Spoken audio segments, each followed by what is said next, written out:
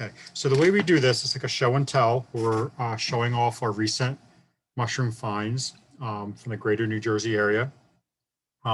We take turns, so we do get a queue going. So if you want to share from your screen, please type your name into the chat box and I'll call on people in the order that they sign up.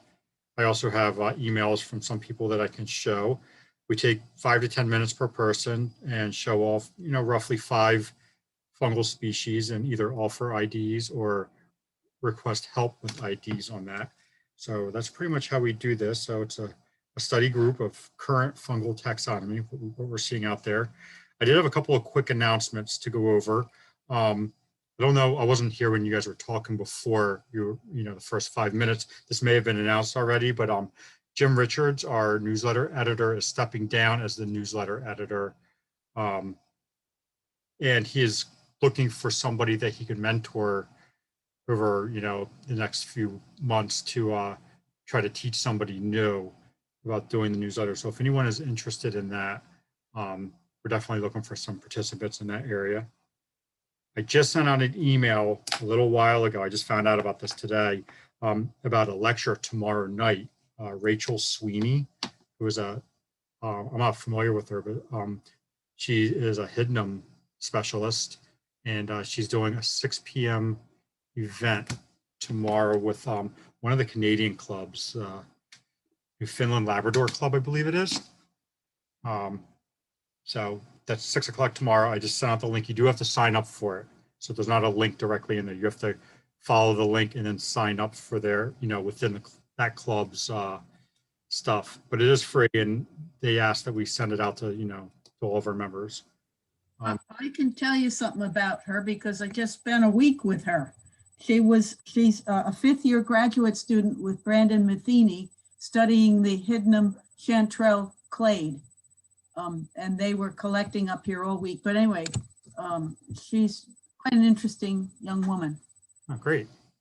There was also in that email, there was a link to a paper that she published recently with Tim Baroni, was one of them, on recent, I didn't get a chance to look at it, but I think recent Hidnum developments, like 6 new species of Hidnums. Yeah, she's rewriting everything related to Hidnum, which includes and Cantharellus, Craterellus, and a couple other things. Awesome. So it looks really cool. All right. So you've sent an email with the link? Yes, it came from the New Jersey Club. So there is a link in there. Okay. Will it be recorded? Because I have a conflict and won't be able to come, but I really don't know, to be honest with you. At the discretion of the club that's doing it, I should think. Yeah, the Newfoundland Labrador Club. So if I find out anything about that, though, I'll let you know. And then the final thing, I don't really know much about this either. Dorothy might know a little bit about it.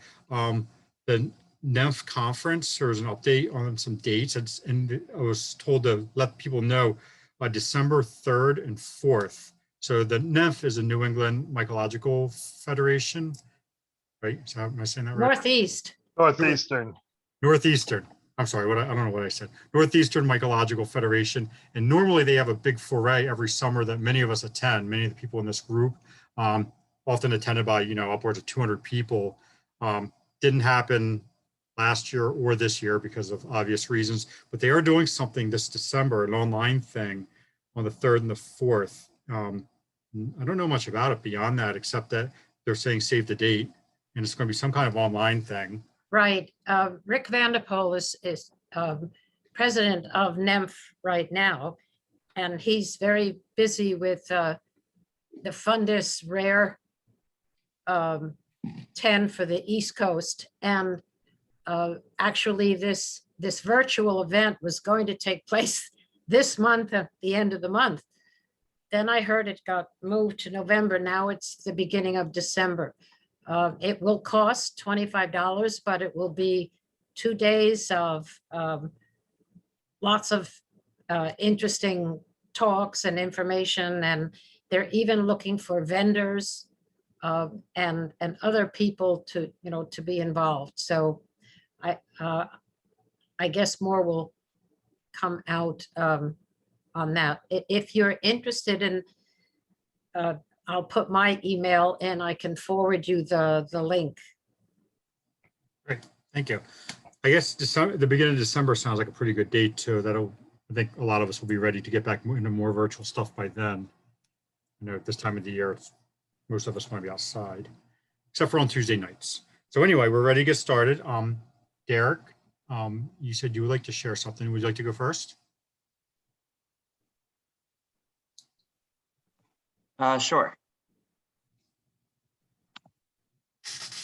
Okay, so I'm sharing my screen.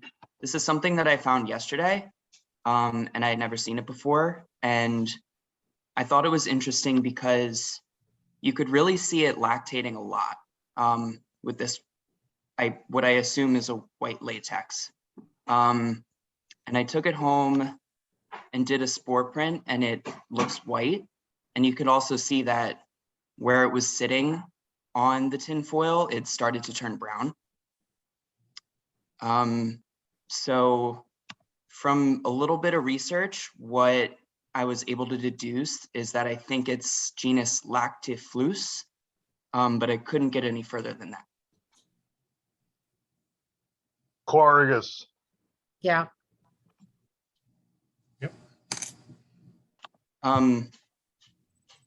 Lactarius Great. carucus is what they're saying. It used to be Lactarius, but Lactarius was recently split into Lactarius and Lactifluus. And the Lactifluus species are the ones that seem to have the abundant latex, generally white latex. And it used to be Lactarius. I get mixed up, Corrigus, Corrugatus, but I think this is Corrigus. You can see on the cap here in the picture, it's kind of wrinkled radially. Also, the gills are kind of darker than many of the other white latex Lactifluus, which Lactifluus is Right. the genus that was created to house some of these Melkies. That they seem to be the ones that have more latex. Did you get an odor from this? Did you smell it? I did, and I read that this genus was supposed to smell a little bit fishy. I do think I smell that, but I didn't pick that up until after I read that it was supposed to be fishy. So I don't know. Yeah, I'm never too confident in saying that they really smell fishy either. It is kind of a weird odor, but I do a lot of fishing. I always think fish smell different. Oh, cool. Well, good find. Yeah, I typed the name in the chat for you. Thank you. All right, well, that's all I have. Thank you very All right. much. Cool. Thanks, Derek. Okay, so nobody else has volunteered yet in the chat, so.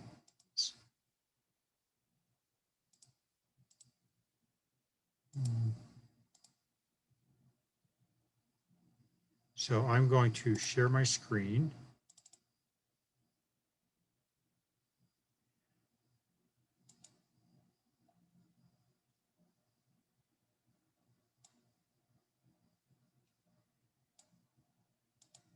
Is everyone hearing me?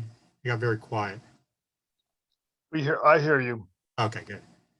Okay, so let's see here. Who emailed me first? It looks like Angel emailed me first. I know Angel's here. Are you ready to go, Angel? Angel does not have a microphone, if I recall. Oh, I had this from Angel from last week, too. I'll show this to start with. We were talking about last week, we were talking about Latoporus cincinnatus and sulphurius, the differences between the two.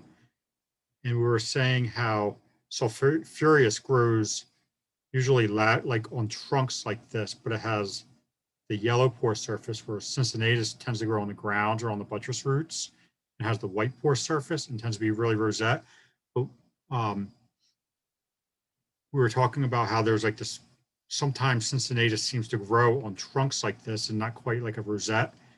And Angel sent me this picture. Some people think this might be a cryptic species, like John Plish. Yeah, John Plishke told me that he thinks this is an undocumented species. The one Yeah, that grows like the habitat is like sulphureous, but the Yep. color, the colors are like cincinnatus. Mhm. So this looks like it should definitely be white underneath. We don't have a pour shot, but it's pretty white on the edges. And I thought I read that Cincinnatus and sulphureous are actually the same now. no, the two. I read that somewhere, that they've done genetic studies and they're the same. And all you're talking about is probably the loss of the gene to make the yellow color on the bottom. Well, it wouldn't be a big surprise. Hmm. These things change all the time. Well, we should be looking for the species because we should probably sequence some of these. So if anybody, I've only ever seen it a few times where the white poured ones are growing like this, growing on a log and without that rosette pattern. So, I have only seen it rarely, maybe twice, you know, in so 40 Angel, if you have years. any of this dried, we would, a small sample would be appreciated. I don't know if you do or not. All right, so, and then Angel sent me this stuff.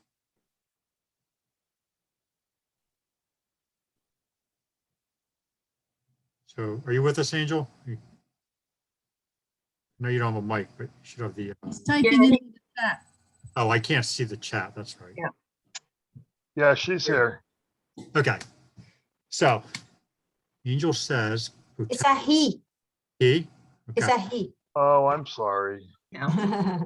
Okay. Potential IDs: Suillus granulatus, Boletus edulis, location East Brunswick, habitat sandy soil, mixed wood forest growing near pines, observations fine velvet-like cap. Did not have a chance to spore print. So it looks like they're reticulate stem, thicker at the base. Yeah, it's also darker, which tells me it's Tylopolis phelleus. Yeah, I think this is Telepolis phalleus. I agree. Pinkish undersurface. Grows under variety of conifers. And you It's see a little here, like- reading all this for Angel, since because Angel doesn't have a mic. Cortina remnants, partial veil. So I think what you're looking at here, Angel, is what we call reticulation. Which aren't they pores that are like receding down the stipe? Isn't that what reticulation is? Yeah, That's what Igor has always said. Igor's not here tonight. He's on his way home. He won't be able to join us, but yeah, that's according to the way he's explained it to me. Reticulations are more or less a evolutionary sort of aspect of pores just distributing themselves down the stipe of a mushroom, and certain species have evolved as such. So yeah, I that's my understanding. Okay. He's not here to explain it though, and he could probably explain it better. So what did you guys say? Telepolis? Phalleus, Felleus. I think it's 2 L's. Yeah, it's 2 L's. Somebody Yeah. could type that in there. Then Yeah, the bitter belt bolete. I was gonna say if you Yeah, take the classic bitter bolete. Yeah, the dark reticulations, as Susan pointed out, are and this and the, and the velvety cap. The cap was described as velvety. That's another velvety, or sometimes it's described as suede like. Okay. and if he had done a spore print, it would be kind of a salmon pink color. Oh, this- Yeah, it would lack the greenish tones of a boletus. Right. Very good. Yep. Okay, the next one. yeah. Pseudohydnum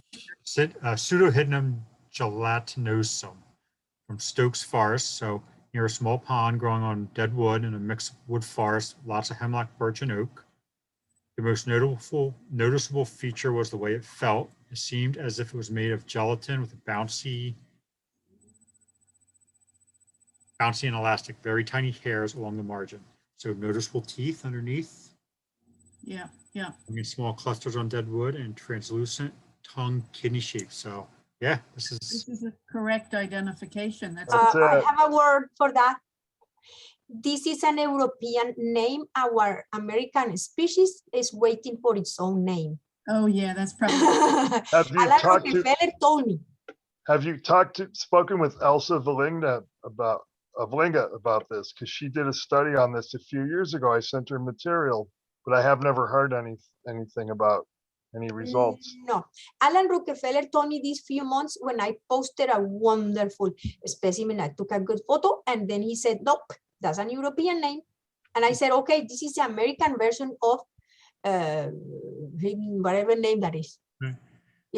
Okay, well, this- Yeah, Yeah, it's likely that the that's awesome. American version is different because it usually grows on hemlock, and I think hemlock is unusual or absent in Europe. It's an American tree. But I found that I don't have hemlock in my area, in the pine barrens and in my neighborhood, and I found them with the white pine on I white would have said pine. any conifer. I would have said any conifer you can find it on. Yeah, I Yeah, think. I always find it on Yeah. hemlock, but But Elsa did this study on these, and I don't know, I've never heard anything about the results of it. You should ask her. Oh, I don't like to bother people, but maybe I should. I don't know. all right. I sent her The answer, stuff. the answer. when you find it, you can't miss it because of the texture and the little spines underneath, which are the spore-bearing surface. And it's just a fun mushroom to find. And the other thing is that it'll stay out there and kind of dry up. And then when it's wet again, it'll come out again. It'll get soft again and drop spores again. It's really cool. Yeah, these are neat, I really. have I some mean, of he's these in my white refrigerator. because that's the name that we used to apply to it until we get our own. Yeah, it's the best we can do for now. Mhm. Okay, and Angel's final one is Coltricia cinnamomea or perennis. East Brunswick. So the sandy soil, mixed wood forest growing near a dead tree over leaf litter on the ground. No discernible stem, unsuccessful spore print. So here's a cross section. Leathery with very hairy cap, velvet-like, yellow-brown pore surface. You sort of need to see the stem. Yeah, and she says no discernible stem, so that's probably perennis and not That's probably cinnamomea. perennis. Yeah, I agree. Cinnamomea is very shiny on top and has a definite skinny stem. Yeah, cinnamonia actually looks like a little bit metallic, actually, the luster on the cap. Silky, yeah, Silky, lustrous. Yep. Yeah, I would say probably perennis for this. perennis can have a fatter stalk going down into the ground. Yeah. Yeah, or very, very short, fat stalk, right? Yeah, Yeah. that you really need to see underneath. You're right, Dorothy. But I think that's what this is. And I think it's the only mycorrhizal polypore. Huh. Oh, that's interesting. I didn't know that. One of the few. Are some of the What other mycorrhizal polypore is there? Abatrellus? Oh, right. Yeah. Oh, those guys. Oh, you're right. All right, Luke. Way to go. Good one. You're right, Yeah, though. I It's didn't pretty- think of that. It's pretty rare, though. I mean, it's a fairly uncommon thing. Well, I find them once every few years. Well, I just meant mycorrhizal polypores. in No, general. but albatrellus. Yeah. Yeah, I mean, I find albatrellus once every few years. When I say few, like maybe like 5 years. Yeah. Anyway, okay. All right, cool. Well, thanks, Angel. Great observations.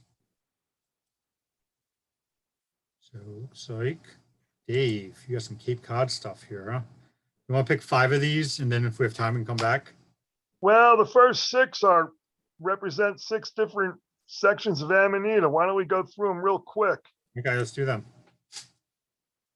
Yeah, there were no Amadellas on Cape Cod that I could find. But here's a section Vaginate. No ring, no partial veil. Looks a little bit like Rhacopus, but it's Show the colored different. picture. I will. I'm reading his notes. Oh, Oh, okay. I hate the words. I like to see the stuff. Yeah, I can explain it while we look at it. The really sort of key feature on this mushroom, I thought, was the universal veil is really thick and starts out white and seems to turn gray pretty slowly because some parts were white, some parts were gray. This little button that's right in the middle of the photo There's a close-up of it later on, and all of the veil, um, all of the veil is white. On some of the older ones, it starts turning gray on the cap, starts depositing on the stipe where it's gray, and it's sort of deposited here and there. I didn't know what this was, but this guy Spike Mikulski, he's pretty good Amanita guy. He suggested Texas Aurora, I think it is the name, and that seems like a pretty good proposal. Igor also suggested this thing that they've only found in the Pine Barrens, Pachyponda or something. And the habitat on Cape Cod is not all that different than Pine Barrens, Yeah. but this seems to match Texas Aurora a little bit better. I don't know what this is. I just proposed it as Ceres siciliae, which is a subdivision of the Vaginate. Round spores. Most of the Vaginate have round spores. There's a few that don't. When you find one that doesn't have round spores, that's always a really good key ID trait. But anyway, so there were a group of them.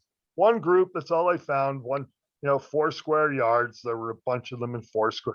There were a few more actually than this, but they were old and falling apart.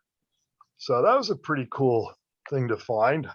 I don't think I've ever found Texas Aurora around here. Oak pine, pretty much similar to Pine Barrens, but I'm not sure if the pines are the same kind. And the oaks as well, I don't know.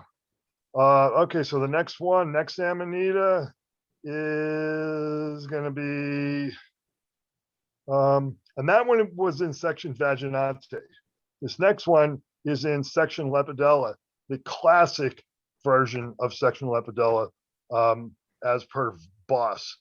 Now, section Lepidella is now, there are those who propose that section Lepidella actually needs to be split up into actually a new genus, Sapro Amanita. And I don't want to get into all that, but this I think is Subcocherae. It did have the cedar odor that you're supposed to have with Subcocherae. It was very wet in Cape Cod. There was a lot of rain and it was very humid. And the one thing that bothered me was that ornamentation, the warts on the cap, they just sloughed right off. They were just, some of them were actually already worn off. But I looked on Rod's website and he mentions that about Subcocherae, that the ornamentation sloughs off. We see these cylindric spores. The spores for Subcocherae are generally a little bigger than Cocherae, but it's pretty close. I'm not sure you can really trust the spores to tell you the difference between Cocherae and Subcocherae. The one thing that bothered me about calling this Subcocherae is that there's not any, I don't see any staining on the scales on the stipe of the base. Usually Subcocherae starts staining brown, but maybe because it was so wet, maybe this wasn't old enough. It's hard to say. Dave, But yes. we have Subcocherae all the time in the Pine Barrens, and it has a double ring. Yeah, I know about the double ring, and I couldn't really tell. If you go back to the ring, it looks like there might be 2 layers on it. But I honestly couldn't really tell. It looks like there's 2 layers on that ring. See, it's kind of like separated right there. Everything was so wet, and when it's really, really wet like that, things sometimes develop in atypical ways. Yes, but I think Cocherae also has the double veil as well. I'd have to look that up, honestly. I don't know, because Rod says what we read. Are you still doing that? Rod says that we only have in the Pine Barrens and most of New Jersey, we only have Subcocherae, not Cocherae. Well, if you look on his website, he says that Cocherae, the range of Cocherae extends northward into southern Jersey, and then when you get into Cape Cod, Cape Cod is another one of these places. It's like its own microhabitat. And I think this is probably subcoceri. I mean, that's my guess based on what you're saying, Nina, and a Right. few other things. I think it's probably subcoceri. It did have a very faint cedar odor, which that's a subcoceri. Anyway, next one. Okay. Let's get through these 6 amanitas. Oh, this is a cool one. When you first see this, you think, oh, it's a tiny little grisette. We're never going to know what it is. There's so many of these vaginate things, but this one had a ring. Huh. Now there are like 2 species in North America of section vaginate that have rings, but this one is not one of them. This is section caesarea. Now, when you think of Caesar's amanita, you think of great big showy mushrooms, but there are 3 North American species that are small, gray, and don't have really big vulvas. See, look, the vulva's kind of small on this, but it is, sort of more or less saccate. You can see it's like a little sac surrounding the bottom of the stalk. No bulb, but of course that does not eliminate vaginate. But this one here, okay, is it Pachysperma or is it Virginiana? Now I'm not sure if there's really been enough information gathered to really be able to tell the difference between these two. But one thing, if you go to the spores, is a shot of the spores here. These little Caesars have the biggest amanita spores. Look at these spores, they're gigantic. They go up to like 15 microns long. And but that could fit either Pachysperma or Virginiana. I said at first I was pretty sure this was Pachysperma, but then I put it on Facebook, Amanitas of North America Facebook, and someone sort of presented a bit of a challenge there and made me think about it. And so is this Virginiana? Maybe. So on Mushroom Observer, I have equally weighted proposals for Pachysperma and Virginiana, but it's an interesting little mushroom. It's actually section caesariae. And so, okay, that's that one. Next one, can we go to the next one? And the next one is going to be, let's see. Oh, now this is a weird one. This is what Rod sometimes calls a fence sitter. It's a species that exhibits traits attributed to each of section Lepidella as per Boss and section Validae. Rod has it included into section Validae on his website. It's Amanita canescens. I'm pretty darn sure about this one. I did not test the spores for amyloidity because it's either Lepidella or Validae. Either one is going to have amyloid spores. But I think the thing that makes one lean toward Validae is there's really not much structure on the base of the stipe. And then there's this staining on the base of the stipe. Sometimes there's yellow threads. I didn't see any of those. But this one is canescens. I'm pretty sure of this one. The spores are a little bit small though for canescens. Canescens spores are supposed to be a little bit bigger. But if you talk to Rod about Amanita spores, he will tell you in most Amanita species, there's a fair amount of variability in spore size. Not so much spore Q, which is the ratio of length to width or the shape, but the size is somewhat variable. So that was kind of an interesting one. There were 2 of them.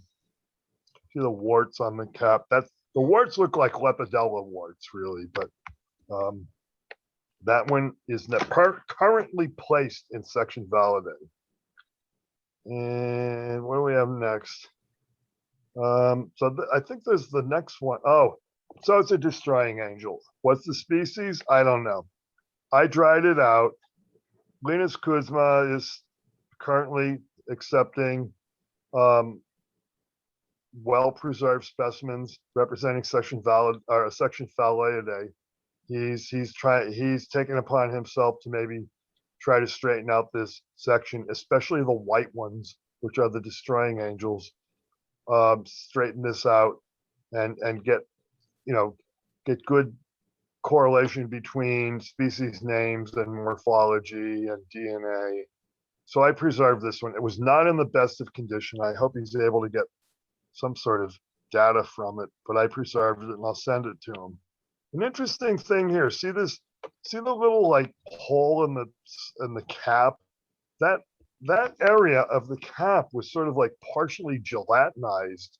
So very strange. I don't understand what that means.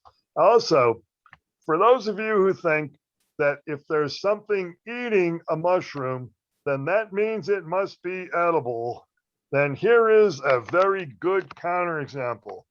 These slugs were feasting on these white amanitas, and the gills were eaten away, the cap was eaten away in parts, and this thing is deadly poisonous, without a doubt. Well, at least to humans. Although my wife actually suggested to me, well, maybe slugs don't live long enough to have their livers destroyed, or if they have livers, I don't know. That if you eat one of these, it destroys your liver. So just an interesting little counterexample there. And the spores, pretty much, this is what you see with a lot of the section Phylliidae, subglobospores. There were a lot of these. I found a fair number of these, and they were all pretty much waterlogged. This was like one of the better ones. So sort of a round bulb. The vulva can be saccate or limbate, usually limbate. So usually that means there's like these limbs that are reaching up along the bottom of the stalk. This is not the best example in the world of that because it was a little bit weather worn. But they're big mushrooms too. You can see from the penny there that's put alongside the mushroom. These are generally pretty large, deadly poisonous. And I think there's one more. So I've got also, Even so in far, small quantities, just want to make the point. It's just a minute amount of that I think will kill you. yeah, one mushroom or even a half of a big one can destroy your liver.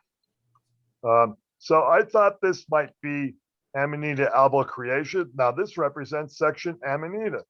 So we've got we've got here so far the subcocherae with section Lepidella, the section Phylliides, Phylliidae, destroying angel, that little guy with the ring was section Caesariae.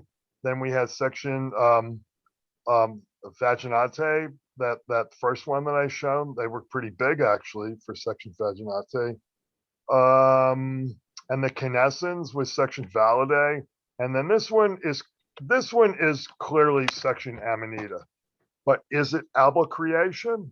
Well, I put it onto Amanitas of North America Facebook, and someone pointed out that this might be a better fit for what is currently being called section SP- or I'm sorry, SP-S01. And is it that? I don't know. I propose it as could be. Is it albocreation? Well, it looks like albocreation to me, but albocreation usually grows with hemlock. Although if you look on Rod's website, he admits that he has received feasible, believable reports of albocreation growing with other types of trees. There was certainly no hemlock where I found this, oak pine woods. So notice the basal vulva. This I would call marginate. And that's a little bit of a problem for albocreation because albocreation should have the rolled sock vulva, which is also called the pantheroid vulva. It's more like a very abrupt sort of gutter rather than these thin limbs that are marginal and reaching up. So Those are my 6 different amanitas from Cape Cod, 6 different sections. Notice they all look pretty similar in very sort of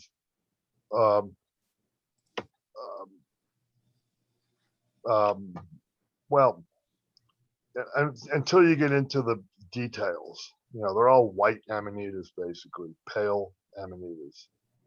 Okay, we can stop there. I've got a few other things, but that's okay. Let's move on. Yeah, if we have time, we'll come back around. Just want to make sure everyone gets a chance. Sure. Oh, thank you, Dave. All right, I have a few. I don't think anything super exciting. These are all collected in Northeast Philadelphia over the weekend. I thought this one was nice. Tremese betulina. This is a nice example of them. So much variability in the color in these things. So sometimes they're much more orange and brown, but these have like these colors are pretty true on them. They were pretty yellow looking. So there's like fuzzy stuff in the middle. Nice young sample. Yeah. Yep. So these are really pores, elongated pores. They look like gills, but if you imagine the pores on a turkey tail being stretched out really long. I always think of this as one of the evolutionary in-betweens, the pores and gills. I don't know if that's true, but helps me as a polypore when it's got gills. Yeah, when you feel it, you can tell it's not really like the true gill, though. It's like much more leathery. So it kind of helps. Those walls are particularly thick. Yeah, aren't they? I think these were pretty young. Okay. But then I photographed it right there. So these are some of last year's. So you can see how they persist. But if you flip these over, you would still see there's undersides. So even some of these really common ones, I think, are worth stopping to look at. Well, that certainly looks different than what I usually find as Tremese betulina, which, by the way, used to be Lenzites betulina. If you have an older field guide, it's going to be Lenzites betulina. But yeah, interesting. Thanks. And then these, of course, Mycena liana. Liana? I can never resist photographing these just because they're so pretty. Yeah, nice job photographing those. Actually, often they're growing in spots where there's low light, so it's hard to get good photos. And sticky. Yeah, so sticky and tacky. And often when a lot of the other mushrooms are not growing, you often do find these. They seem to manage well in the low moisture conditions. I think because they tend to fruit on big, thick beech logs that retain moisture for longer than the rest of the surroundings. Right. Did you happen to look at the gill edge? I didn't. I should have taken better pictures of it, but I was just trucking along. Well, it's just that it's a darker red. It's a darker red orange. It's quite interesting. You can even see it without the hand lens. Yeah, the marginate gills. Yeah, that good confirming feature. Okay, what's next one here? Okay, so I went looking for these this weekend. I call these the Cantharellus volutinus.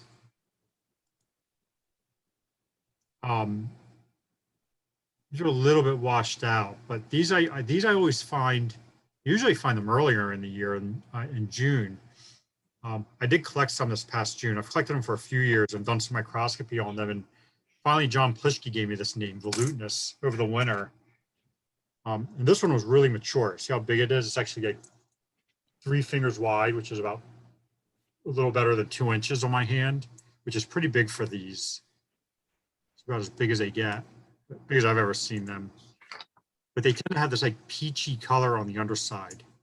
These really thick, blunt gills, some cross veining in there. Photograph. Yeah, see, there's a little bit of cross veining in there. Really heavy duty blunt, whatever you call that, hymeneal ridges. Ridges. Yep. And the stipe is not as white as it looks in here. It tends to be a little more yellow, brownish stains on it. and becoming pinkish as you get up in there.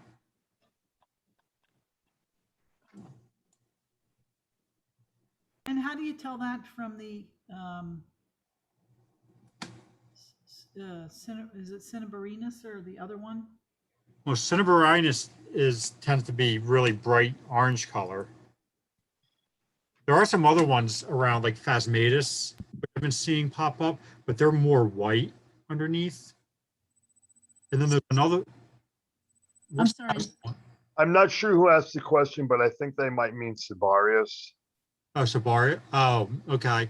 So Sabarius is the European name for is a European species, and we always call these Sabarius, but we're now starting to understand some of the names. So Volutinus has been recently described, formerly known as Cibarius. Phasmadius. There's another one, Tenuothrix, which I don't think I've ever personally seen, but I know Liz Broderick seems to think she found Tenuothrix in New Jersey last year,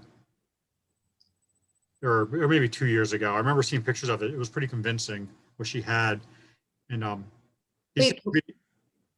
sorry, go ahead. Yeah, I'm just saying we found something at Meadow Woods that we, didn't put a name to because it wasn't this one, but it certainly wasn't Latericius either. It wasn't smooth. Okay. So, Well, those are three names of ones that I know that have had fairly confident observations in the area: Volutinus, Phasmadius, and Tenuothrix. Is there one called something like Chicagoensis or something like Oh that? yeah. It was like discovered within the Chicago city limits. Isn't that cool? Yeah, there's some names. I have a collection of names I've been gathering as people have been figuring these out. That woman that you talked about earlier who's giving the lecture tomorrow for the Newfoundland Labrador Club, she's the one rewriting this genus. Yeah, apparently Cantharellus are part of the Hypnemaceae. I'm gonna have to pay attention to her stuff. I remember you mentioning her last week. So. Yeah. I have a hidden that I can show that I didn't even try to name because I pointed it out and she collected it and she'll figure out what it is or name it herself. Okay, I just threw this polypore up there. I have no idea what it is. I didn't do any microscopy on it. I did save it, but it was really interesting because let me move. It was fruiting on this dirt. It was a big root ball. See if I can find the right picture.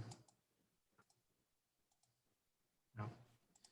It was the underside of a tree that had fallen over. And you know how you look at the underside, the root ball, and it's just all that dirt? You can see these roots sticking out, but this is all soil.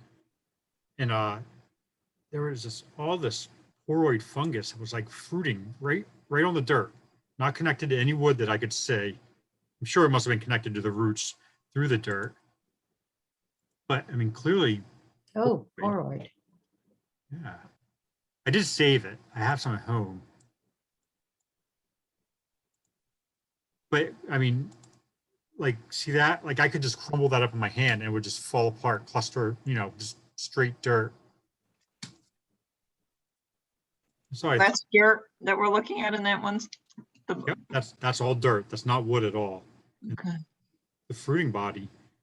I assume there's hyphal, the hyphae were going through the dirt, connecting to the roots of the tree.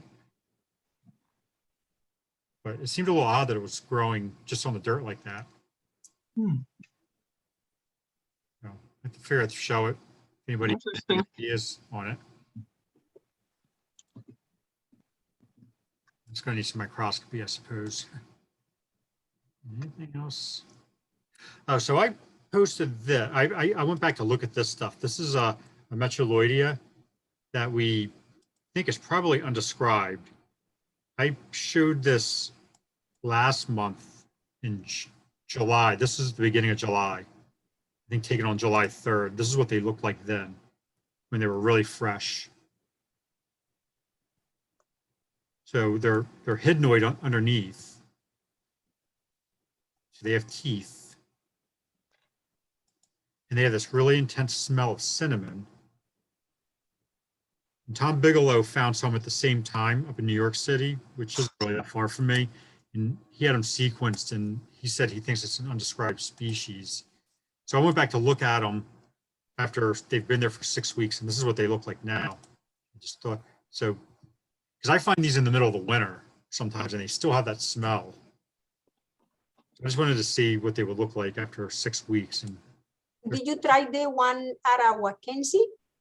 Querinon that's what I would have called. That's what I would have called it, except that Tom Oh. Bigelow said that he sequenced them, and Okay. he said they're coming back as something else that's not described. Oh, okay. And what was Yeah. the smell? Well, Metroloides, see if, I guess if you go back to my original observation from 6 weeks ago, I called it Stecherinum subocanense, which is what my naturalists would call it, or Metroloidea subocanense. But Tom Bigelow said it was probably more like an undescribed species. So. I've never seen that around here. Sorry, I'm trying to get back to my original observation. My toolbars give me a hard time. There we go. So anyway, that's what they look like now. Full dried out, but still hydnoid after 6 weeks, and still intensely cinnamon smelling. And that's about how big they are. But like I said, I'll find these fruit bodies in the middle of the winter time around here, pretty beat up, but still smelling like cinnamon.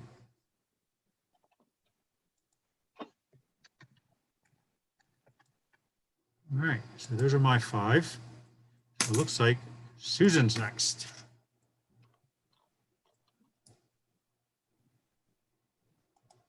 I have more than 5, but I did throw in a couple more people pictures.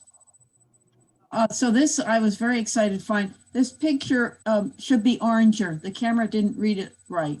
It's much oranger, but it's Cortinarius malacorius, which is not something I find an awful lot around here. And this might, again, be something, a European name, but ours might be a little unique. But for my purposes, it's a good dyer. It makes a nice, rich orangey yellow color. But these are looking much yellower than the actual fungus was. But it's not something I see often, so I get very excited when I see it.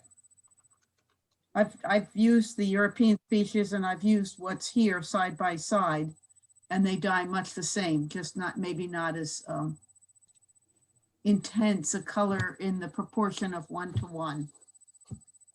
But it's a neat. Do you get Croceus up there? Well, I maybe I do, but I don't have a good handle on any of these dermosibes that are, very bright underneath. Yeah, these look kind of similar to Croceus, but as you're saying, the photograph doesn't do the color justice. No, So actually, much- I'm pointing this up because Croceus actually does have a color more like what you see here. yeah, it's a more orangey yellow. Yeah, I do have some, Yeah, and I have one up here that's in the box that's a very, very yellow gill underneath, kind of a long, skinny stem. yeah, long skinny. Yeah, Croceus has long skinny stem. It's almost Yep. a lemon yellow color for the gills. Yes, yeah, and a little bit maybe greenish in the gill Yes. color. So, Yes. yeah. Anyway, it was exciting to find. This is something I see all the time, and I'm calling it Dacryopinix spatularia, I think. Works for me. I think that's what a naturalist might have come up with too as a name. Anyway, this is a little jelly, yellow jelly, but it has a shape that's kind of a little tongue that sort of flares out at the top, as opposed to just a blobby yellow goo. Yeah, they're a little bit more resilient too, the texture. Yeah, it grows on conifer trees, logs, Right. rotted wood. But I see this. Sometimes on processed wood. Oh, maybe. I think I found this like on a sign once. That Yeah, could I be- found it on processed wood, but it's probably conifer. Yeah, right. Conifer processed, right, yeah, Yeah, yeah, it's- not processed wood that's really supposed to be like supporting any kind of structure, just like a sign, like white pine wood or something like that. Found there on fences in parks. Fences. Yeah, yeah. One of our commonest species around here, though, I must say. But I thought it was pretty cool to see it the other day. And then what, this, Brandon saw this first, but I went and collected it. It was about as big as my hand and perfectly, beautifully fresh and young. And I don't think Chance took it. Oh, orange jelly. Oh, somebody else who's smarter for spelling. If you could type that in. Otherwise, give me a minute. This is Hericium coralloides. I don't think they took any for sequencing, but I'm not sure. But it ended up with the Brandon's team from Tennessee, and they ate it. They ate what they didn't study in DNA sequence. They ate for a number of these Good. things. Oh, I can appreciate that. Yeah, Oh, right. Hericiums are really good. I thought that was kind of funny, though, that, they study chanterelles, but they eat them too. But this was quite pretty. And It's then, got the really short spines as opposed to the Americanum. The spines on coralloides are less than a centimeter. well, this was not full out. I always think of the difference of whether the spines are along the little branches or not. Yeah, the branches as well, right? Yeah, like a The other comb. one Yeah, they tends call to it the comb be Hericium, tufts. right? Tufts. I never see this one down here in Philadelphia. This is our most common one up here. Okay. Spines along the branches and short. They're always short. But to find one this young and fresh was quite nice. Do you find these, Dave, in the Poconos? Yeah, I find this, I find probably more Americanum, and rarely I find Ericineus Okay. on oak usually. They're all really good. Ericineus is probably the best one, in my opinion, as an edible, but they're all really good. You use them as like a crab meat substitute. We found it in way under. Way on it. Okay. In Philadelphia, all we ever see is the Aranaceus. Aranacea. Aranaceus. Yeah, the other two we don't ever see. Okay, that's the way you say that one, Aranaceus, right? I rarely see that one up here. That's but I so do find it the once in a long while. Spines in a clump, and it's all long spines. I have seen that up here, but not recently. This particular group of Hericium is known to have brain stimulating properties. There's a really good article in Fungi magazine currently, and I forget, by an Englishman, I think, that talks about the actual chemistry of what that is and what it does.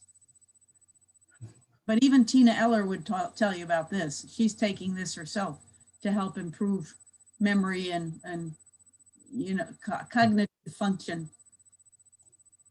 So anyway, good find. Now this is a difficult picture to get because Rachel was photographing it and collecting it, but this is probably an unknown species of hydnum, not umbilicatum. And I heard her sort of discussing what it might be, and they usually talk a lot in clades, this team from Tennessee. So this was one that was not given a species name, but obviously a hydnum.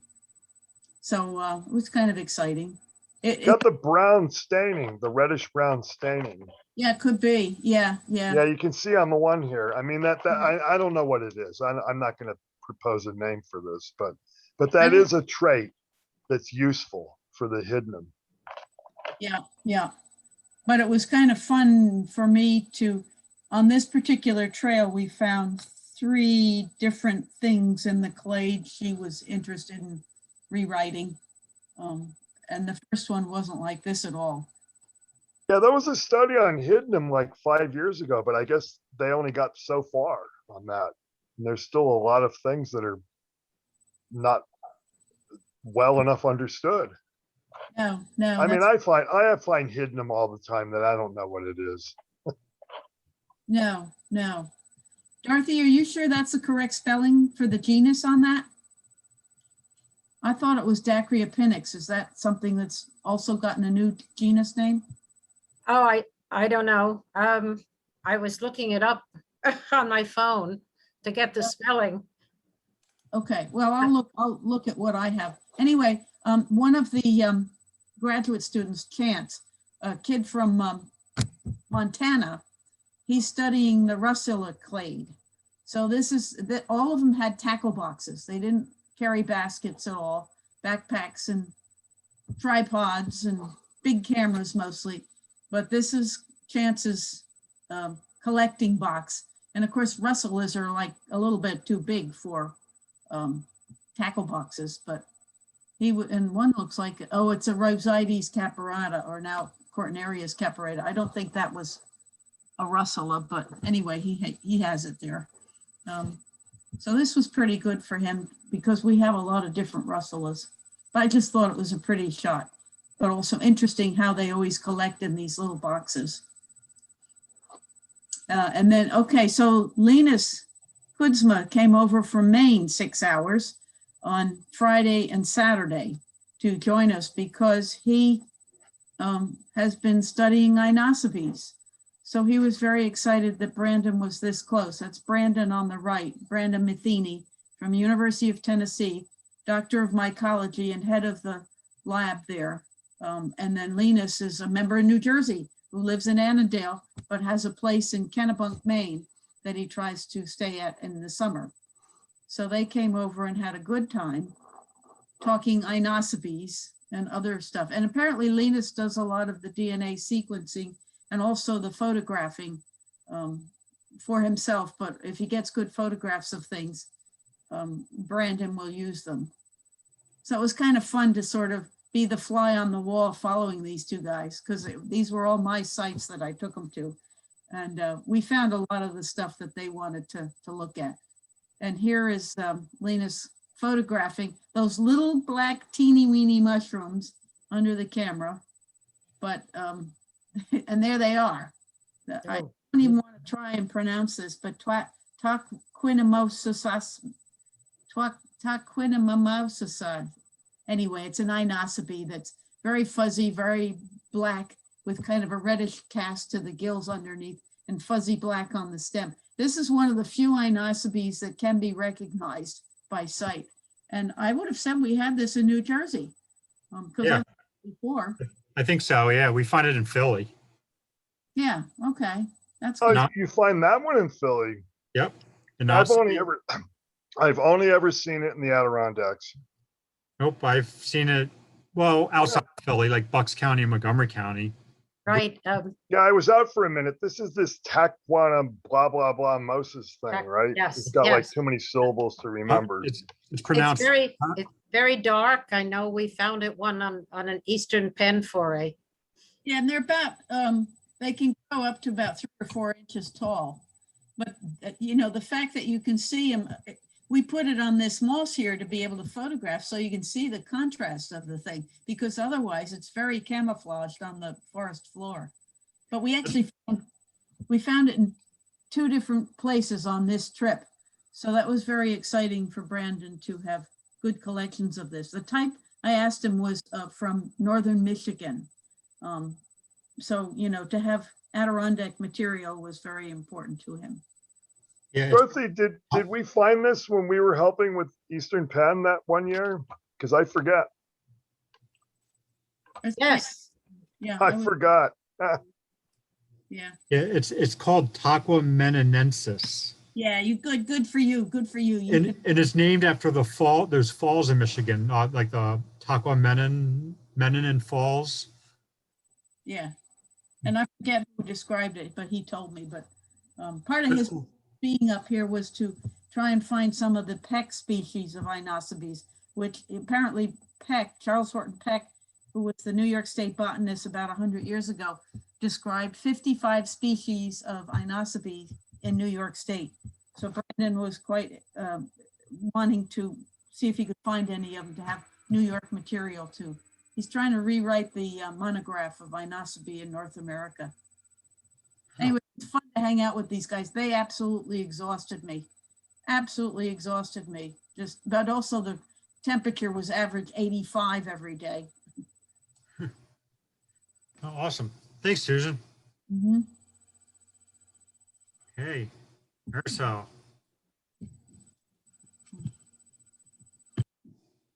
Yes.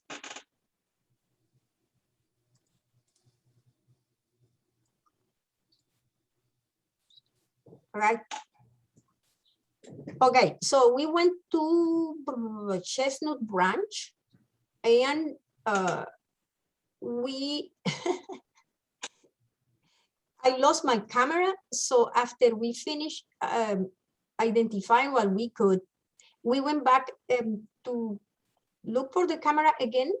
And Igor, Nina, and I can't remember, they gave me other mushrooms that they found when we were coming back. So these were so little tiny sticks, but this color was so pretty. And when I did the micro, can you show please? It has this beautiful oh, I forgot the name. Asterorosette, something like that. It's very special because it divides by twos and it then forks again. And using I could not see one spore, but using the size and design of these asterosettes and the color of the fruiting body, I identified as Asterostroma laxum. So it was pretty neat. There is one more photo. Yeah. You see how it keeps branching.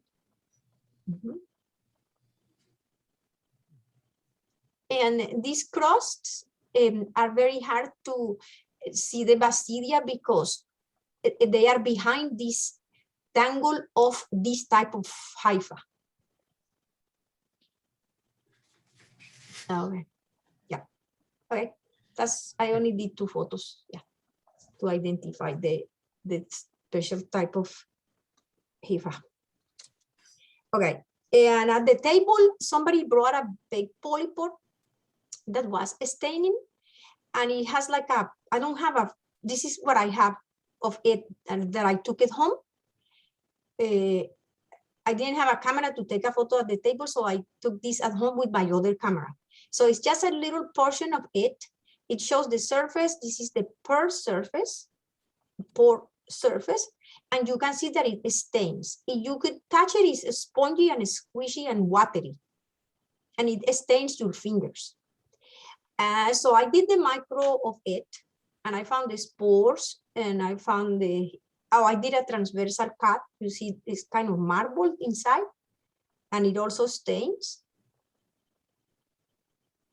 Did you happen to see the way this was growing, like the habitat? I'm just curious. It grows on the ground. I found it before in Chatsworth, and I never knew the name until like 3 or 4 years later. So when I saw it in this Chestnut Park, I knew what it was. And then I did the micro, and it was. That, because it's supposed to be like a south species. Yeah, I know. I always see that you find it in southern Jersey. I've never seen it in Pennsylvania. Yeah, I found it in the Delaware. grandparents once. And then somebody found this one like a week ago, or yeah, kind of like a week ago. And the spores, and the only thing is that you cannot find information about it. No photos of microscopy. So I did the most that I could. So if anybody needs, they will find it. And the only measurements of spores that I could find was from a lady who does some kind of, I don't remember. And the spore measurement that she found is only 2 numbers. And I thought to myself, I said, okay, the person who studied the spores didn't measure several spores because they are crazy in size and shape. So it has a wide range. You can see I wrote measurements for different ones. And there is also one that looks like a peanut. And you can see there. So those are the small ones. And the difference in shape is probably due to profiling. No, you will see one that is really big. You'll see. And it was humongous. I measured it. Well, that's no, I don't mean for size. I mean for shape. Because that one that looked like a peanut, you couldn't see the apiculus.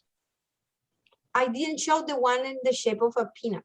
Oh, I thought I saw one that looked like a peanut. No, I think it's at the end. Like this one here in the lower right. That looks kind of like a peanut, but I don't see the apiculus. Yeah, I know what you're saying, but it's not the one yet. Okay, there's The another one. last. Okay, Yeah. Okay, and the cool thing about the microscopic pictures is that everything is dark.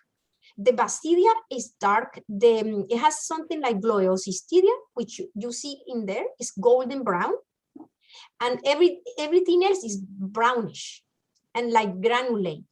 Can you pass? So the only thing is it has this clear HIFA that I don't really know, maybe deeper in the context maybe, and it has simple septa, as you can see in there, more of this gloeocystidia. This was in water, so you can see the real color. Look at the one with like a peanut. I mean, I see that the apiculus is in the center, but still the shape is weird and it's too long. So I wrote in there big size. It was bigger than all the other ones that I measured. Dark basidian with four stigmata. Oh, yeah. So the basidian is in the upper left. You see that it's darker and granulate. It has 4 stigmata. And there is also this huge hypha in the bottom on the right that is very blurry. I measured it and I don't know, I can't compare with anything. But according to this lady that has Friday fungus, something like that, it seems to be Persicinus. And the name Lateoporus has, it doesn't really belong to the Laeotiporus group. It has no relation with them. It doesn't look outside like the other two, like Sulfureus and Cincinnatus.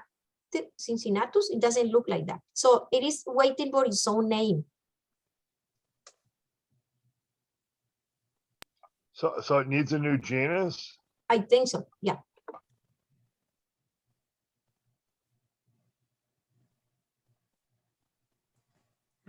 Very cool. Mhm.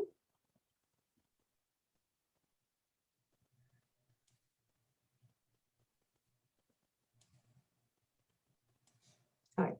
I found this one in the same place. And when I touched it, at first you think that it's a Crepidotus, but when you touch it, it's really hard.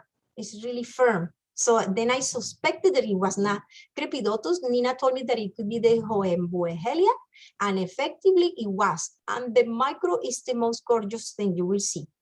It has this giant cystidia with caps that have minerals or crystals on it.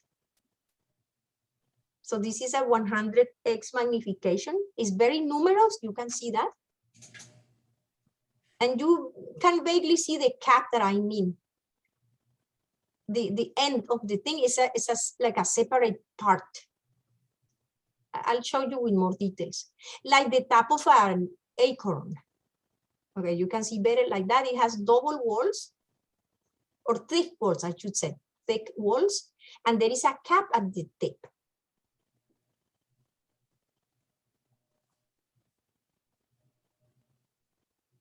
It almost looks like a Christmas decoration. Or a You little can see the one on the right side. The cap is kind of low, wavy. You can see. Can you touch what I'm saying? Yes. I could not focus that better, but it's like crystals. Amazing spots. Elongated acorn. It's really pretty. And those are the spores. Also, I imagine you notice the spores are white, right? I think so. I didn't do the spore print. I only worked directly. Okay. Yeah. Well, I'll just point out that Hohenbuehelia has white spores. Oh, and the other Crepidotus has ones, brown yes. spores. And then Crepidotus has brown spores. Yeah. I remember that. I thought that was so cool. The micro is really cool. But those two generic can easily be confused at times with the really small ones, the small mushrooms. Okay. I found these on huge trunk, but this one we're taking at home because I lost my camera with all my photos. So this is just a little piece that I brought home. You can see that it has teeth, which are called aculae, And when you go to do the micro, you see that is so beautiful. It has this halocystidia, which is the one that is connected to the HIFAP, and the other part is called a bladder. It's a resinous matter. And I measured many. There were so many of them. I measured, and the biggest was up to 24 unit metrics or metric units. I don't know if I wrote that wrong. So this cystidia is very characteristic of this genus, and more with the resinosus matter, the one on the lower part. You still can see the cap, the capitate part. It has these crystals that are star-like shaped. I couldn't do better than that, but I could show you the crystals on the tips. And I got the spore deposit of that. The spores are kind of small. You can see that it has a big apiculus. On the lower part, you can see the apiculus is big for the spores being so little.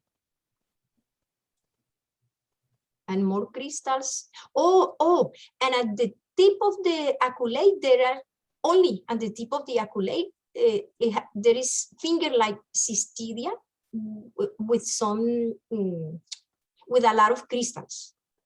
And also this HIFA has, or cystidia has like granulate contents inside.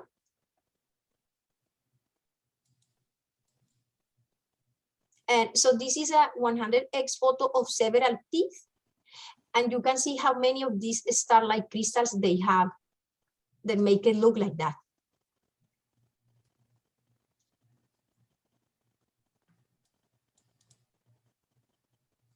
So it's called Resinicium bicolor.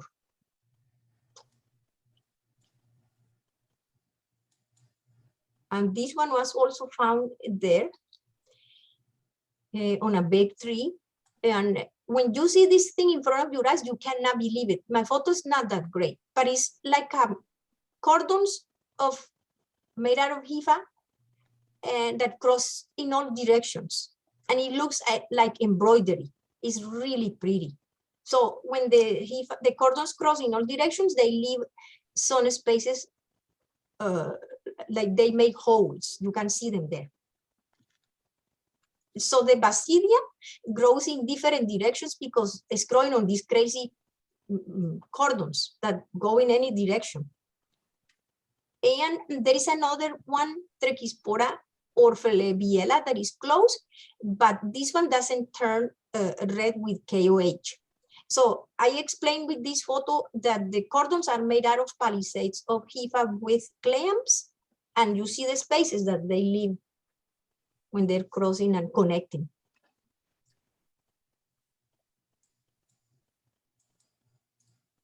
The spores are ornamented. They have very fine tips. You can see the few spines like black dots on the top surface. On the sides, you can see the tips. And some of them have one drop inside. Is this in Meltzer's, or what's your reagent, if any? I put Congo. Oh, Congo blue, Congo red? Yes. Oh, I just told you all these things. This is another photo. I don't know why it came like that. It didn't want to stain, but it's the same thing. The cordons crossing in different directions. Cordons made out of palisades of HIFA. Oh, I wrote palisades with double L, forgive me. Is palisades with double L? Or one L, I don't know. I think that's right. I don't know. Yeah, I don't know. But okay, so I am showing you the holes again. You can see in the left, in the center, and on the upper part, and everywhere you see the holes. It's pretty cool. Yeah, it is a cool one.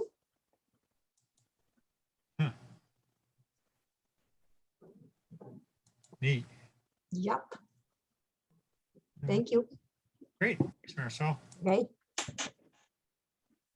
Okay, Marisol, looks like Dorothy's next.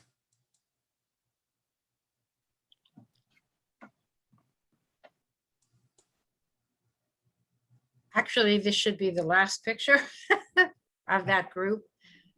Yeah, I was taking a walk in my neighborhood and around the block, and this was under a spruce tree. I picked it up. It has very velvety brown cap, pores underneath. Next picture. That's the underside.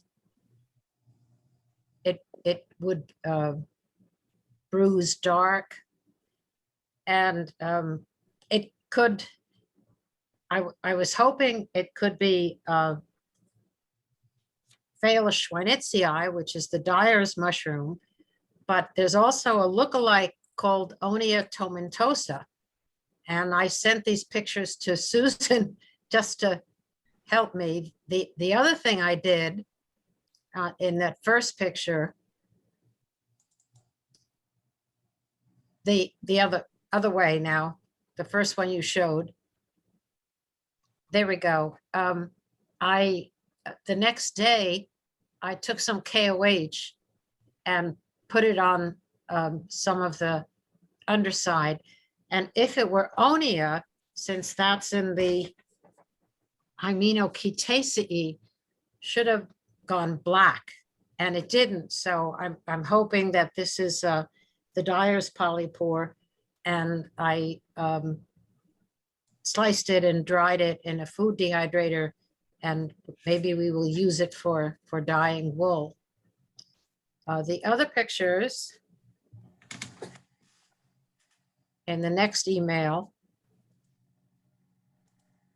are just some things that I found on a walk I gave at Sherman Hoffman. And I picked up this white mushroom, and the gills are so close together that you almost didn't see gills, as you can see when you go in close up. And it is a lactarius. And when the gills are this close, it is extremely peppery. So I'm thinking that this is Lactarius piperatus. Very, very close gills. I'm not sure whether I think this is still Lactarius.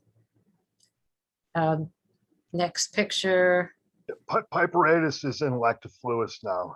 It is, all right, Yeah. well, thank you. Anyway, it's a milk mushroom, I can call it that.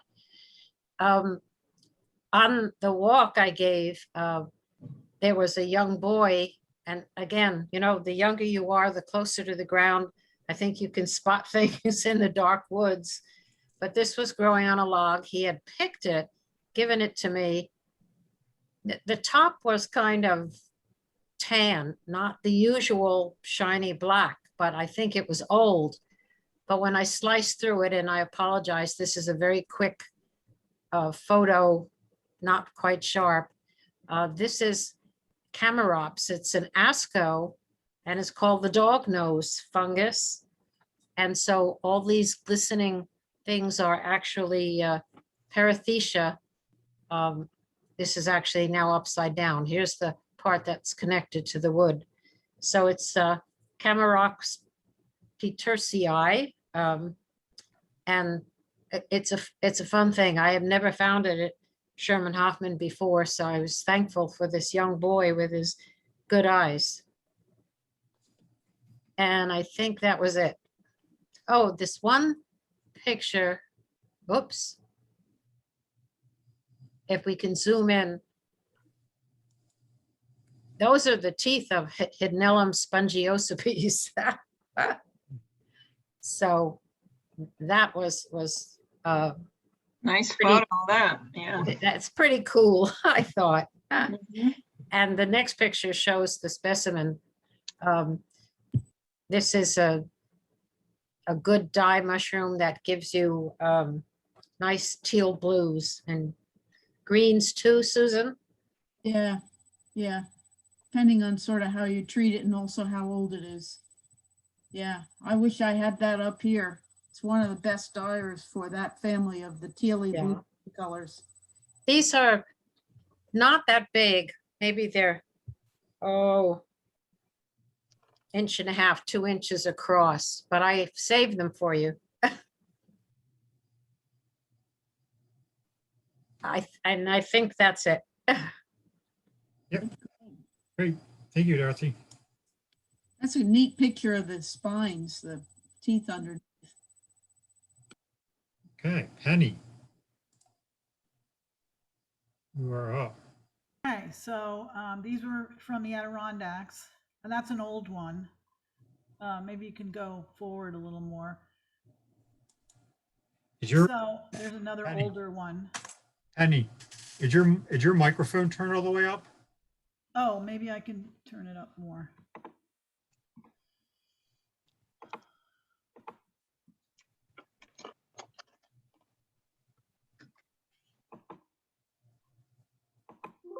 That's the highest it goes. Can you hear me?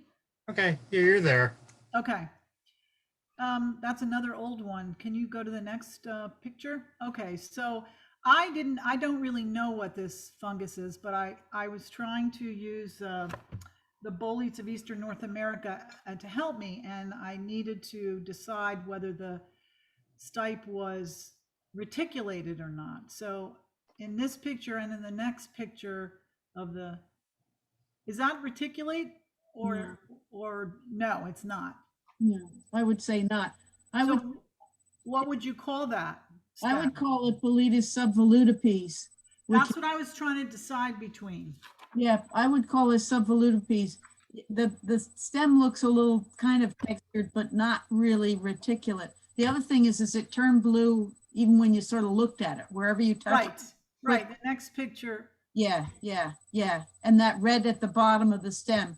Yeah, I would call this subvolutipes. Igor might, differ a little bit, but this is one of the most common things up here, I think. I know I find it a lot, and every time I find it, I wasn't sure. So that's helpful. So would you call that a smooth stipe, or how would you? Look up descriptions of subvolutipes in that bolete book and Okay. some Do other, they call it a false reticulation? I don't know, to tell you the truth, but I'm sure there's a term for this. Ray Fatto would have known years and years ago because It says it says dry scurfy. So maybe that's scurfy. I don't know. yeah, that's not a technical term, but still it does describe it. I don't know what scurfy means, but It could be that those are, it has cystidia down the stem that, oh. That stick out like they would in the tubes. I also didn't know how to look for the dark red hairs at the base of mature specimens. What is that, the red you were talking about on the slice? Well, that's on the inside, but right where it goes into the ground, it should have some very fine, small, dark hairs. To tell you the truth, I never really look for this either, except that I'm pretty sure it's there. But that's another character that sometimes it's really hard to see. Okay. I would call this Boletus subvolutipes. Okay. Is it Boletus? In the book he calls it sui lellis. Is that no longer? I'm not up on current terminology, to tell you the truth, for the genera. I would rather call it Boletus, but to tell you the truth, I haven't kept up with all the different genera of bolete. They're just way too many. okay. And this one, I did the key, and this is what I got when I keyed it out, was the Chippewensis. And I did do that's reticulation, right? Yeah, I was going to say that's reticulation. Yeah, that's a white reticulation, which I would call this our closest thing to Boletus edulis, which I know is a European species, but here it's kind of a complex of several things. Okay. I put this one on Mushroom Observer and no one commented, so I don't know. But you would call this Boletus edulis, you think? Well, as close as what we have here in the Adirondacks. Yeah, too bad it looks like it was really buggy. Yeah, And so I tried to do the staining and that's what I got. Oh, yeah, yeah.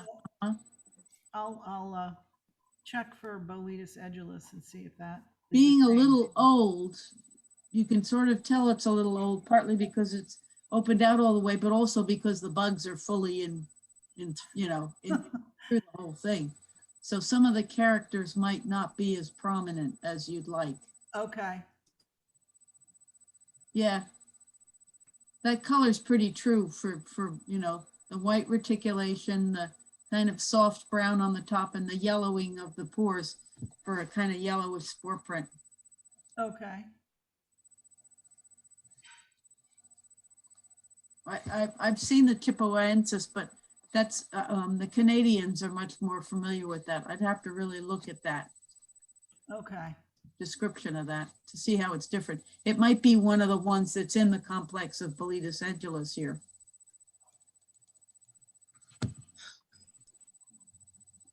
I'm reading a description of it right now. It looks pretty close there, honey.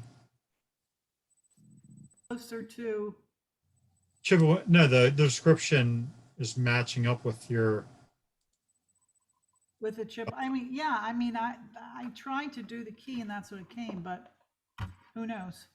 so it says cap surface turns blue-green with ammonia. Which is that? There's your ammonia, that's Yeah. green. KOH turns brownish orange. That looks right. And iron salt turns olive brown. Yeah, I don't know if my iron salt is a correct chemical. I was told that you could just get iron drops that babies use, and so that's what I used for that. Is that correct? I don't know about that, but you look, I mean, I don't know the species. I think I may have found it once in my lifetime, if that, but looking on the Bolete filter, it seems like your ID seems pretty decent. Mm-hmm.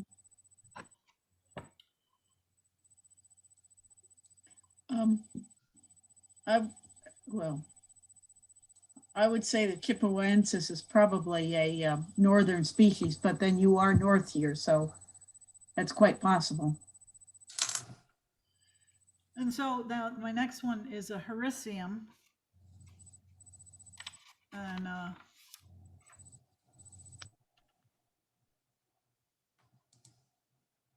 so would that would be the Americanum from what you were saying before, or would that be Coralloides? I would call it Coralloides myself.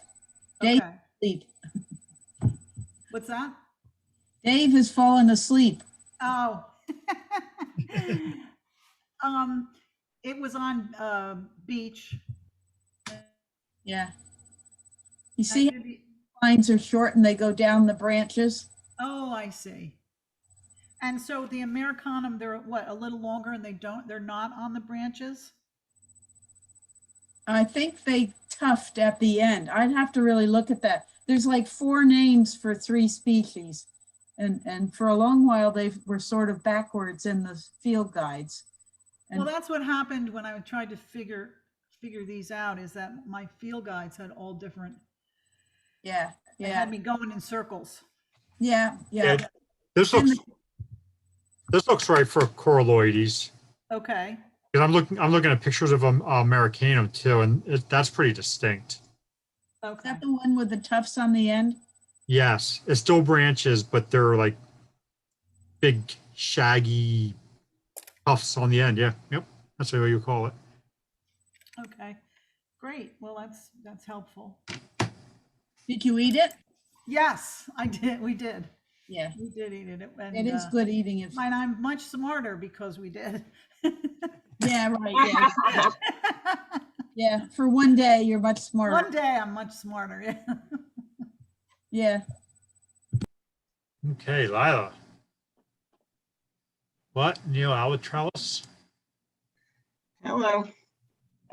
Whoa. Where's that at? Yeah, so all of these are from Maine. Ah, you're in Maine. Maine, up there, and I can relate to Susan being exhausted. I exhausted myself because everywhere I turned there were mushrooms. It was was a week of just mushroom overload.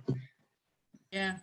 I haven't even finished trying to upload everything yet, but this was along a trail, and it was kind of down below some ferns. There was some wood planking, and I didn't see it when I went out, but when I came back, I happened to see something, and I like, oh, what is that? It's a different kind of little habitat. Let me just check it. It looked very boring from the top, and I turned it over, and it was this incredible blue. Some of the pictures are coming out more, more true to the blue form, and some, oops, I included that. I must have seen that right nearby. Getting flagged multi-species in observations. Yep. Pickle frog. My error in the upload. Is this in the same one too? Okay, yeah, there it is. Okay. So that's from the side, but I was just stunned at how blue it was. And those pores becoming teeth-like. So That's really cool. yeah, it was cool. And the dark, almost black base to the stipe. Nice find. Thank you. Greta Turchik always found these up at the Stokes picnic right in New Jersey. Oh. Yeah. Okay. We Yeah. used to see this in the Connecticut Westchester Foray in Hebron, but I haven't seen it in years. That's the last place I saw it was at Coma. But it's a really cool mushroom because of its color. Yeah. Strange. Yep.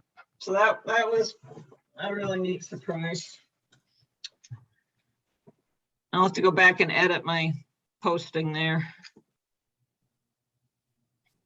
Can I interrupt 1 second? In the chat, Susan, if you could put the name of the second dye book from Miriam Rice. You're on mute.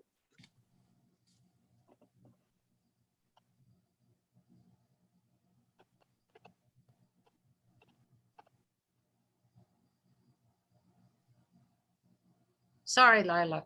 That's okay. No, it's a good question from Angel. All right, so this one was was interesting. I found one and I started to look around, but that's the one in the center is what I saw first, and then I started looking and found these other specimens within a foot probably or a few inches, some of them. And I had no idea what this was. But it was very different to see it closed up. And I'm pretty sure that this was the most mature one that had opened. It seemed like it belonged to the same. Yeah, the jagged gill edge. Yeah. So. So you can see on here, the top, you can kind of see it on there. This has that root, that like bloom on it. It helps ID it. Okay. Yeah, that little whitish coating. And I struggled with this being Cortinarius because what I knew is webby, not with this really dense ring, but apparently this is part of Cortinarius. Now, yeah. Now, okay. It is an odd one, isn't it? Yeah, I've seen it a lot here. And it's also commonly eaten. It's really pretty tasty, which that's odd for Cortinarius too, right? Yeah, I wouldn't think to eat that. So I did not eat it. But I thought it was very interesting because I had never seen it. And it seemed like it almost had a ring at the base there, the one on the left. You can kind of see that there's just some sort of a structure down at the base. It's Roper's favorite mushroom almost. Oh, really? Yeah, she likes this one a lot to eat.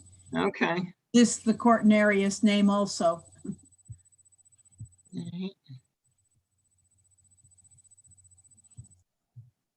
These seem to be everywhere in certain woods. A lot of these. Yeah, I forget what the name. Oh yeah, Entoloma quadratum. Yep. One of my most common mushrooms here right now. Yeah, yeah, it was everywhere. So not the best pictures, but very peachy pink, I guess a salmony color. But they were very cute everywhere. They have a pink spore print, Makes sense. cute little mushroom, Yeah. very cool. And then this, I don't know the name. Oh, wow. Somebody suggested it was this lavandula. I don't know. I haven't even gone to look up what lavandula is, but it was very interesting. Super attractive. A huge skirt. Where were you in Maine? Kennebec County. Wayne, Maine area. Kennebec? Kennebec, like the Kennebec River, but it was Kennebec County. So that's more inland than Kennebunk. Right, inland, definitely inland. Okay. So I don't know if anybody has any ideas if that name is correct or not. A little bit saccate, the bulb. I think if you zoom in on it, it's a little bit saccate there.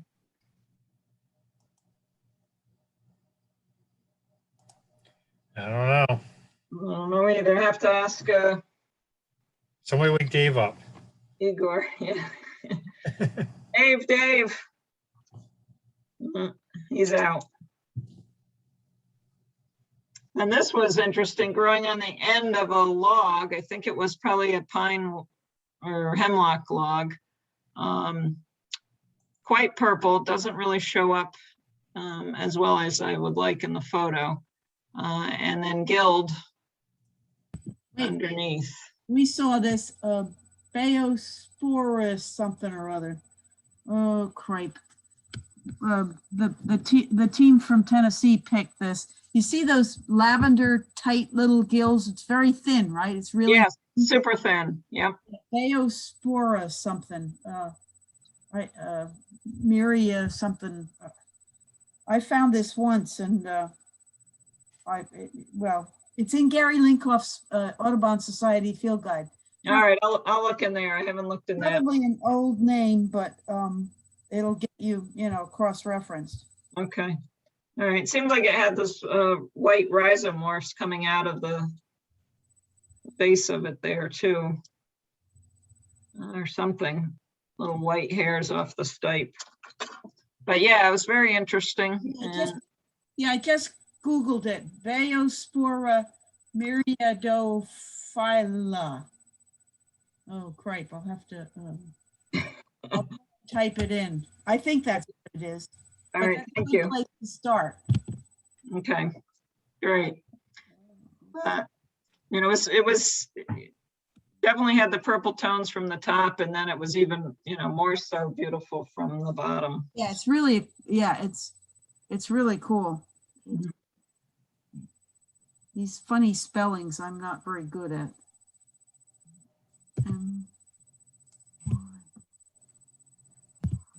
And then in this one woods, I noticed that there were a number of healthy ash trees. So I actually went back the next day with the goal of seeing if I could find the Boletonellus, and what is it, Marioloides?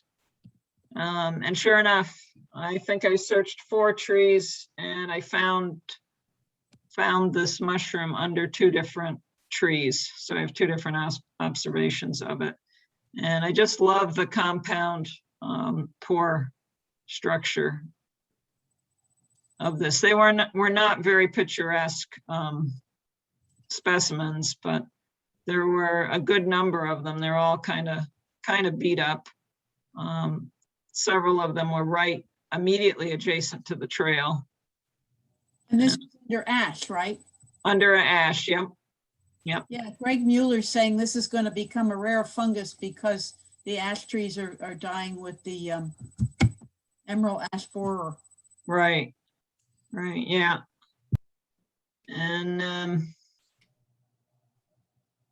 yeah, it's just, I was psyched because I wasn't, my goal was to see if I could find this again. I found it maybe 3 years ago and I haven't seen it since. But I'm like, well, wait a minute, there's healthy ash trees up here, so maybe I can find it. But then I continued to look throughout the week and I never did see it again. Yeah, any of the other places where there were ash trees. So that's Well, that. Dave's asleep. Here's the book for the dyes and pigments by Miriam Rice and Dorothy Beebe. So I Thank think- you. Thank you, Susan. And the older book, this is the one from, I think, 2008. And this is the one, about 1980 or so. Miriam Rice and Dorothy Beebe. This is for Angel, who wanted to know about the pigments, to use the pigments artistically. If she's still on. It's a he. And this is the one I would tell you to try to get. And Fungi Perfecti is still selling this, I think. Oh, that's good. He keeps reprinting it for Dorothy, I guess, or Miriam's family. And what was the other one, Susan? This one is the older book. Okay. Mushrooms for Color from about 1980 or 81. Miriam Rice, Dorothy Beebe as the illustrator. And then this is Mushroom Dyes and Pigments from 2008 or so. Also Dorothy Beebe and Miriam Rice as the illustrator. This one goes more into, besides the dyes, the paper making and the species used, as well as the myco crayons. She makes crayons out of mushrooms. And so you can draw pictures of that model. I forget that well. So anyway, she talks more in depth of how they do all of that. Yeah, I've made myco sticks. And one of the things that she used in making pigments was that Pseudohydnum gelatinosum She used that as the binder as a binder. Yeah. instead of, somebody help me, when you're reconstituting watercolors, what's the usual thing? Well, anyway, so the Yeah. Pseudohydnum gelatinosum works the best. Oh. Well, I hope Angel shares some of his drawings online with us. I saw some in his sketchbook at White Lake a few weeks ago.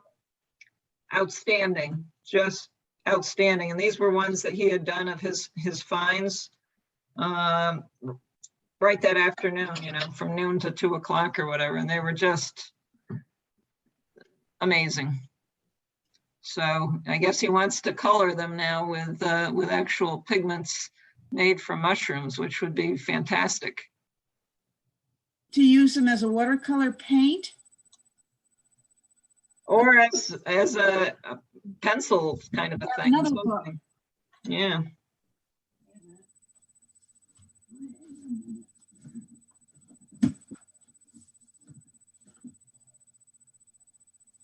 The only trouble is you got to be able to read Swedish.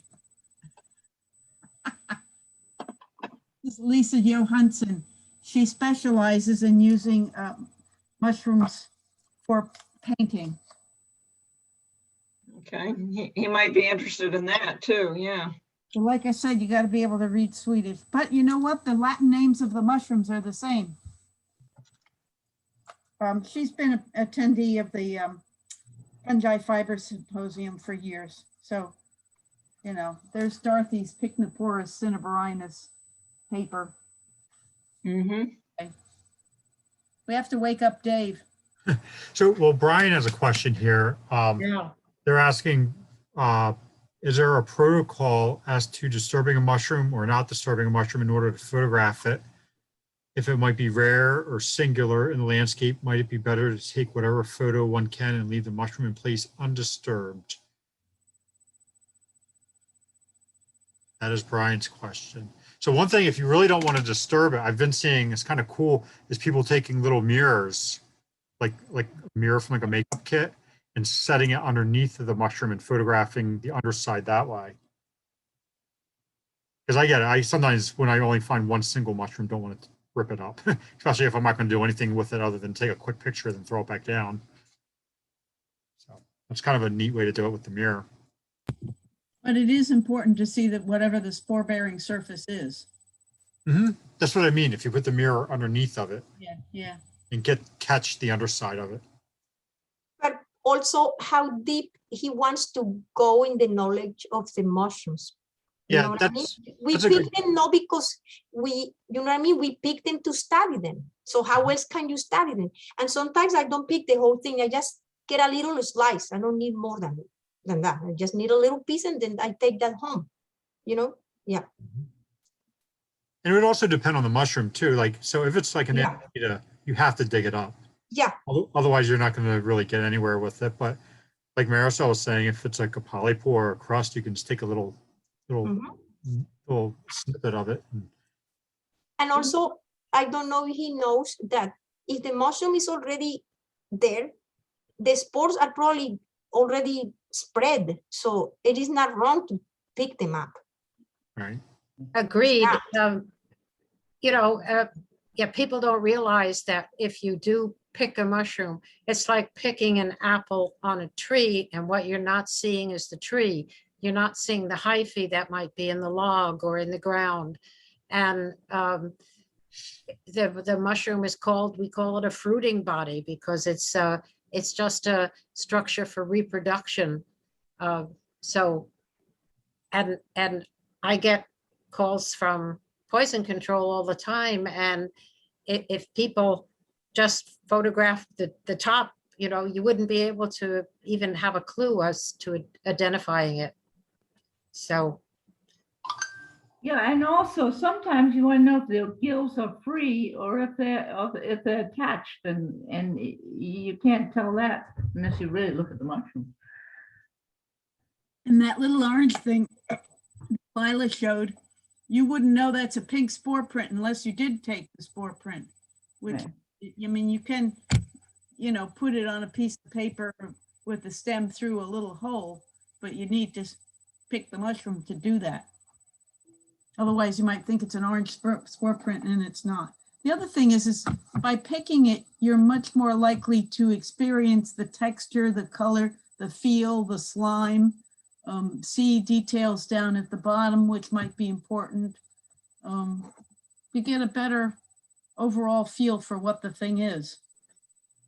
there's another question about going down deep and damaging the hyphae. The hyphae are really spread out. They're microscopic and they're spread out, including if we're talking about mycorrhizal, they go on for long distances between the roots of different trees. So, and if it's something that's a decomposer, again, they're throughout the log, breaking it down to soil. The hyphae are there. You're just not seeing them, and you're always going to be leaving some of it. So don't worry about damaging. I hope that's the right thing. All right. Great. I hope those answered everyone's questions, and looks like we are pretty much at the end of our night here. Anybody have any last second things they want to add? All right. Well, then thank you everyone for joining us tonight. Very nice session. I'm going to shut it down tonight. Usually I leave the computer running, but I'm at work right now and I have to turn this computer off, so I can't leave it running tonight. So with all that, I hope that everyone can join tomorrow for that Hiddenham lecture. Yeah. Rachel Sweeney, right? 6 p.m. Good. 6 p.m. our time, right? That's what it said. Yeah, I think so. I'm pretty sure that's what it said. All right. All right. But we Everyone have to register. It said to register by the end of today. Yeah, I Right. went, and I Oh. did it already, yeah. You better do that. Yeah. Good I'll have to figure that out. Okay. All right. night. Well, everyone have a great night and good luck this week, and see everyone next week. Bye-bye. Bye-bye.